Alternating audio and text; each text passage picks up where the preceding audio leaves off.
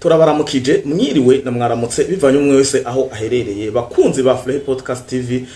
musanzwe mukurikirana ibiganiro mu mice igenda itandukanye turabakengurukiye twongera tubaha ikaze mu makuru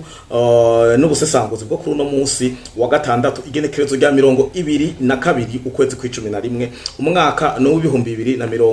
2025 tubakure hano tubajane ku mirongo y'urugamba hari ahakujya mu burasirazuba bwa Kongo muri RDC aho imigwano yaraye yongera izindukirako aho imiryango cyo cyane mu Rwanda akomeza kugwiza abapfakazi bakomeza kubura ugwaruka cyane rw'abanyarwanda u Rwanda rukomeza kubura ariko ntaco bitwaye Paul Kagame kuko we n'ibintu bisanzwe kandi gusacrifice canke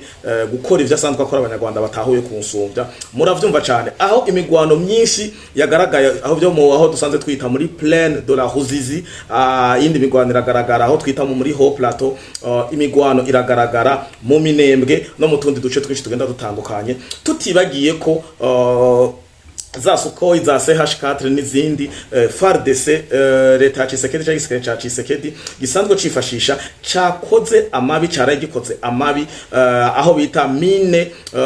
site minier canke zone d'exploitation des minéraux aho bari basanzwe bacukura ubutare bwo mu bwoko bw'inzahawe iyi site nayo akaba ari site igihugu cy'u Rwanda RDF inkotanyi bari basanzwe biba ubutare bwo mu bwoko bwa or babifashijwemo n'akagwi kamwe k'ibisuma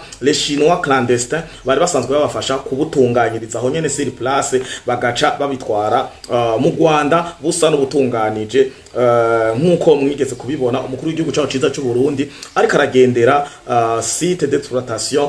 imugina aho mwabonye ugwaruka n'abandi benshi basanzwe berekanye ubuhinga bw'ukungene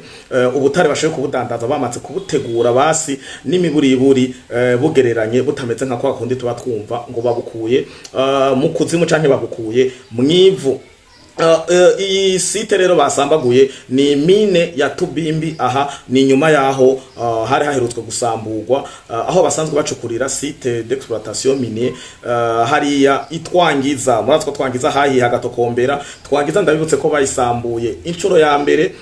barasa aho bidakenewe cyane aho barashe wamengo ni kubakebura bababwira ati mushaka mwovayo kuko barashe ngo bari baranse kuviza cyo gusibira mu basivile ahari inzira karengane bafatwa ku nguvu bakabatwara gucukura ubutare ku nguvu mu nyuma babona ntibikunze baca baragenda kubongera baca baraharipura hose mwarabibonye haraye haraka buca haka hirigwa haraka Tubimbi nuko vyagenze kugira tubanze dutahure neza icari cyo Tubimbi dutahure neza ko ivyo tuvuga ari vyo reka tubanze tubashiremwo akakoroteshe canke akavideo gato akareresi kagaragaza ukungene abashinwa baca mu bantu babahongera babatuka babwire babashinwa barahunze double cabine yuzuyemo ibiziga mu bagiye bafutsa amahema n'ibindi byinshi bigenda bitandukanye abashoye ko barabonye ku video kumvo zuko bari mu groupe ya WhatsApp canke bafisa ama smartphone hariho nabandi baba batarakabonye reka tubanze tukabashirire ko hano kugira tuje muri ben hamashe tugaruka tubabwire kuri tere ku mirongo y'urugamba vyifashe gute hamwe hose nabadondagurira ndababwira no kungene bariko bararekrita hagaragaye bariko bararekrita abandi basirikare bashasha abana bo muri Kongo ariko bikavugwa ko hariho nagasho buguruye bakuramwo imfungwa kugira bongere bagwize ca gitigiri vya bindi bita armée numérique bama bagaragara ku mbuga ariko kuri tere ntitubabone birangira bose batorotse ikindi naco namwe mwumva ko urugamba rwabananiye mwoba mumaze kubona igisirikare ca izimbwebwe za Sarambwe AFC M23 RDF inkotanyi Red Tabara twigwaneho FNL yanza bampema bo bamaze kurekrita incuro zingahe bararekrita 5000 bararekrita 6000 bararekrita 7000 bararekrita ibihumbi 9 ubu naho barekrisa ntibaravuga igitigiri kariko ndibaza kubera bafise ubwenge ubu nta gitigiri bovuga ko bomaramara muce mumbwirizo ngabo zose zahereye he ni fumbere rya Kongo koko nkuko twabibabwiye reka tubanze twashemo kano kareresi murabo kungene abashinwa bagiye n'ibimaramare vyinshi cyane gose hanyuma tugaruke tusesangure tubashikiriza n'amakuru yo ku mirongo y'intambara ikaze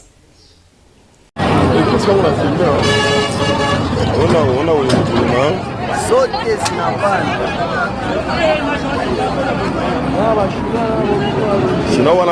Washina wanakimbia navo Jamini usapita nina filmaje nyuma Washina wanakimbia sana, wamingi sana kabisa Washino wanakimbia kabisa.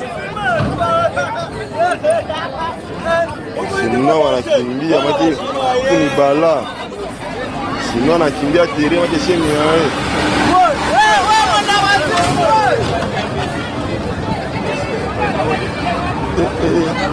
Bajapa nange na basodana batusi bachomoka wewe watu ba filmer hapo.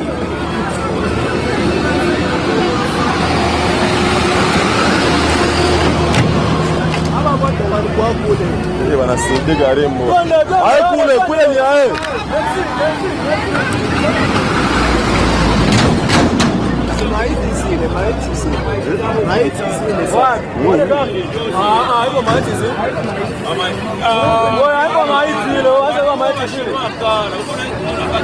Ndio wale barua wako. Wale nao walikuwa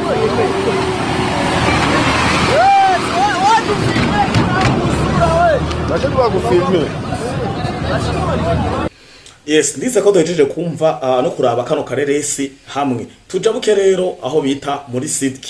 Kivu y'amajepfo ahabaye imigwano ikomeye cyane kuri uno wa gatanu aha mu bice vya Haut Plateau dusanzwe twita hazwi canke hazwi nka Haut Plateau aho aba imbwebwe za Sarambwe AFC M23 nibo bagiye gushoza intambara aho bagiye guhwikira Wazalendo na FRDC basanga abana ni intare baguma barikanuye baguma bari maso ni mu gace ka Sud Kivu muri Haut Plateau ahantu bivugwa ko babateye mu marokalite agenda atandukanye aho ahambere ari muri Kinyonkwe ahandi Tibyangoma ahandi kwa sabuni ama prononciation ababwiye y'amasite canke amarokalite canke amateritoire canke uduce tugenda dutandukanye twari hakurya ya Kongo muze mwihangana ukungene ndatuvuga kuko ntaho nabaye kandi n'ukungene babisoma biba bitandukanye Kinyonkwe aho harabaye imigwano aho AFC M23 nibo bagiye gutera nibo bagiye kuyihwikwira barabe ko bo bahwikira bakaba bakoremwa akazi birangira basanze abana ari intare batagoheka aha bya muri nabwiye kari muri Haut Plateau muri territoire ya Fizi hanyuma indi migwano yaragaragaye muri Sud Minembwe y'amajepfo haragaragaye imigwano myinshi cyane aho abasirikare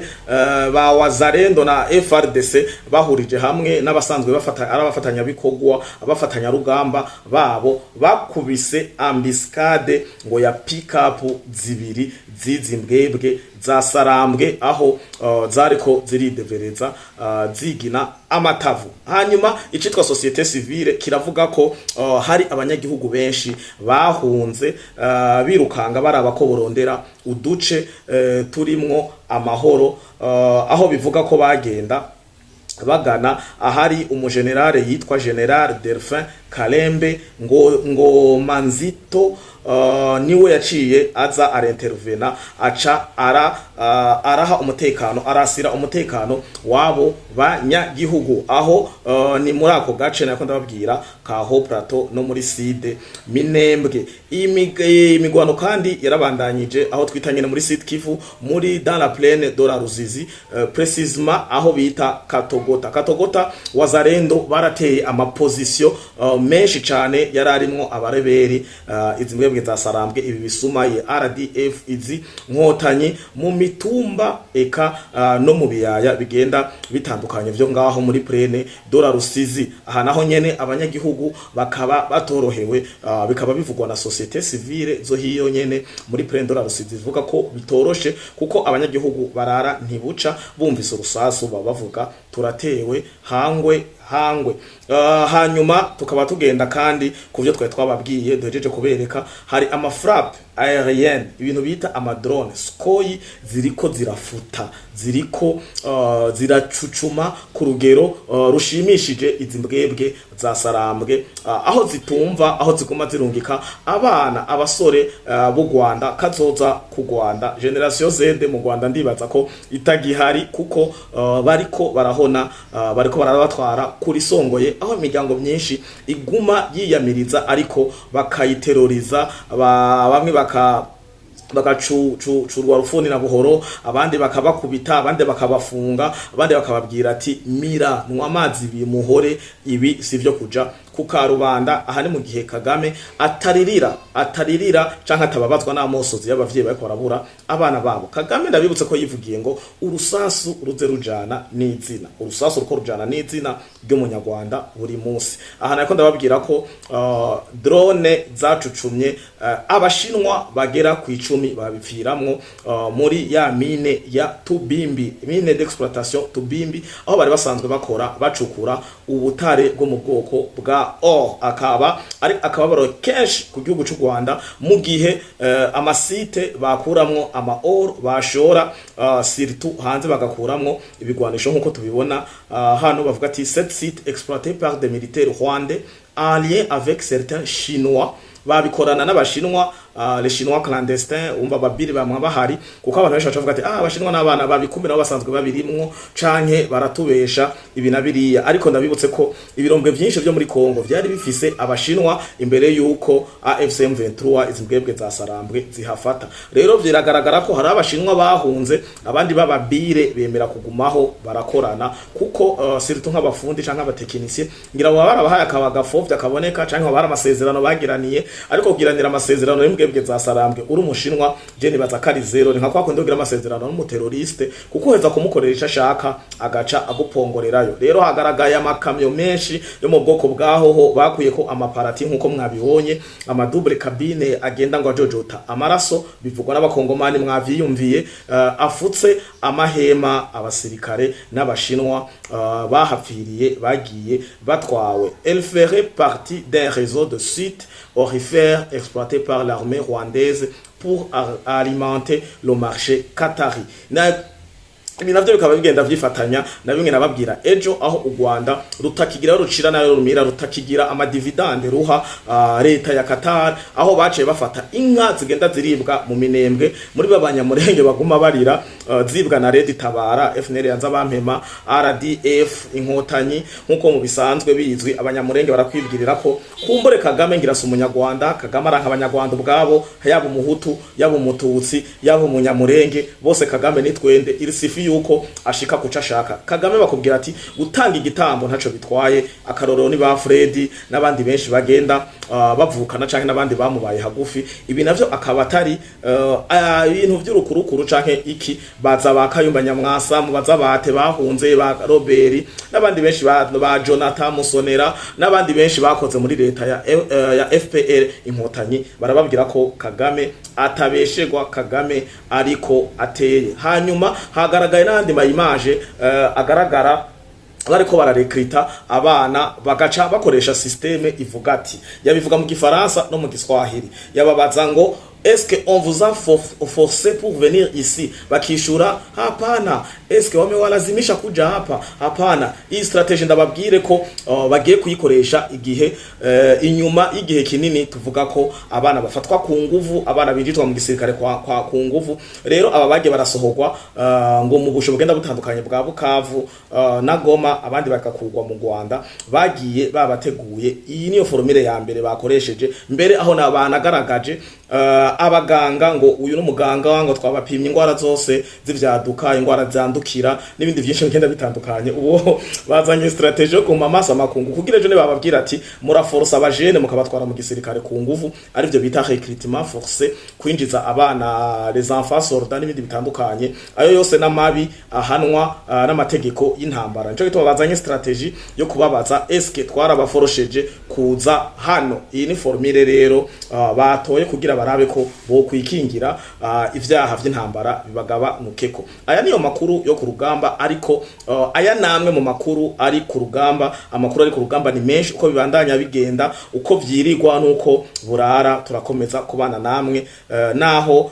rimwe bisa n'ibitatworohera. Ku munsi wa gatandatu mu Burundi nama nayibabwiye, hari gihe haba hariho imanza nyinshi twitaba mu miryango igenda itandukanye. Ubugeni kenshi bukunda kuba ku wa gatandatu, imanza zo kuganduka, amabatisi muri ibindi byinshi bigenda bitandukanye. Rero iyo mubonye tudakoze ibiganiro ku mwanya canke tugakora ibiganiro biki ku wa gatandatu no kuwa Mungu, iminsi yo kwitaba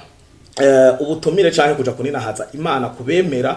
sirtware ya hakurya mu Rwanda, ngire ko ndababwira ko mu mashengero yari yarugawe arenga 180 yarandikiye leta y'u Rwanda ko yosubira gukora Paul Kagame na leta yiwe bemerera amashengero arenga 10 murumva ko ari intambwe kumbure ariko arihana nkuko nabibabwiye muri Unity Club ariko aragaruka arabe ko yopfa kumbure yitunganije kuko kenshi aka kantu abakirisu ne wakunda kukavuga ngo ngo gikuru su gutangura ngo gikuru no guhereza arashoye kuba afise espoir yo kuvuga ati narisha abantu benshi amaraso ni menshi ambujije amahoro umushatsi utanguye kuvunguka barangiriye anise artificielle amadiabeti amakansere amaprostate ibigwara byinshi by'ibyaduka bimuvugwa ko ni byinshi arashoye kuba abona kari karahema kanyuma agaca avuga ati ndihanye nkuko benshi babivuga ngo tuzokwihanira ngo kumfiro bamwe ariko ndababwira birababaje kwihanira kumfiro aho kwihana wari ukiri muzima ugafasha n'indi mitima aha ndavuga mu muri ordre y'abakirisu y'abatahura